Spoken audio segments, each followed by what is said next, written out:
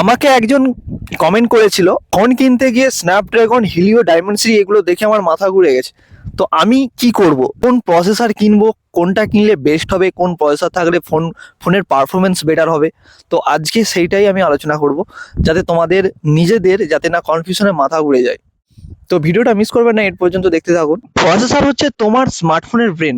যত fast brain তত smooth work, তত fast smooth multitasking, smart gaming খুব ফাস্ট চলবে। যেমন তুমি কিছু থিঙ্কিং করো তোমার নিজের মাইন্ডের মধ্যে, আমি এটা ভাবছি ওটা ভাবছি, সেই রকম মোবাইলের উপরেও ডিপেন্ড করে তুমি কোন কোন গেম চালাবে, মাল্টিটাস্কিং কেমন করবে, কেমন তুমি পারফরমেন্স করবে ফোনের উপরে। যে যেমন কাজ করে তার ফোনের উপরে সেরকম চাপ পড়ে। তো আমি কয়েকটা বেটার পারফরমেন্স যেমন প্রসেসর, আমি কয়েকটা নাম বলছি। তো আমি কয়েকটা প্রসেসর লিখে রেখেছি, তোমাদেরও জানতে সুবিধা হবে। স্ন্যাপড্রাগনের 4 জেন এর থেকে 6 জেন জেনারেলি বেটার, আবার 6 জেন থেকে 7-8 বেশি পাওয়ারফুল হয়। আর এনএম যত কম হয় তত কম গরম হয়, ব্যাটারি কম খায়। সিম্পল ওয়ে মনে রাখো, তুমি যদি শুধু সোশ্যাল মিডিয়া আর ইউটিউব দেখো, মিড রেঞ্জ প্রসেসর এনফ, কিন্তু হেভি গেমিং করলে হাই সিরিজ প্রসেসর নাও, তাতে ফিউচার প্রুফ থাকবে।